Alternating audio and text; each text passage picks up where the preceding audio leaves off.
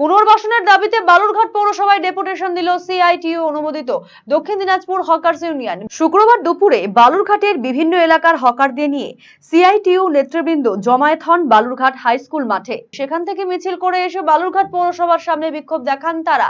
Hawkers ইউনিয়নের জেলা সম্পাদক প্রদীপ বসু বলেন, রাস্তা বা সরকারি জায়গা দখল করে ব্যবসা করার পক্ষপাতী তারাও নন, কিন্তু দীর্ঘদিন ধরে যারা রাস্তার ধারে ব্যবসা করে সামান্য আয় করে দিন যাপন করছে তাদের উচ্ছেদের আগে পুনর্বাসন দিতে হবে।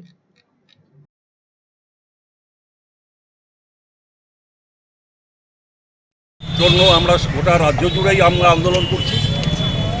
সেই রেস ধরেই আজকে আমাদের বালুরঘাট শহরে বালুরঘাট পৌরসভার সামনে আমরা ডেপুটেশন কর্মসূচি গ্রহণ করেছি। এছাড়াও যেটা আছে যে টাউন ভেন্ডিং কমিটি, একটা কমিটি গঠন করতে হবে, সেটা কেন্দ্রীয় সরকারের আইনে আছে। তাতে 40% প্রতিনিধি হকারদের থাকবে এবং এর মধ্যে দিয়ে যেটা হবে সেটা হচ্ছে উচ্ছেদ সহ নানা রকম যে সমস্যাগুলি সামনে আসবে সেগুলি নিরসনের জন্য এই কমিটি তারা নিজেরা বসবে এবং তার সমাধান করবে। আর একটা বিষয় আছে যেটা হচ্ছে যে উপযুক্ত পুনর্বাসন ছাড়া হকার উচ্ছেদ করা চলবে না। আমরা হকার উচ্ছেদের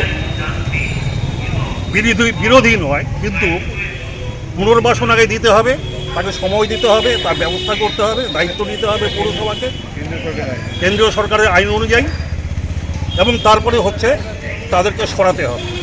আর যে আইনটা আছে এই আইনটা কার্যকরী হলে আমরা যেটা বলতে চাই সেটা হচ্ছে যে গোটা পৌরসভার এলাকাতে যে যানজট আছে, যে সমস্যা আছে মানুষের, সেই সমস্যা কিন্তু সেটা শীঘ্রই কেটে যাবে।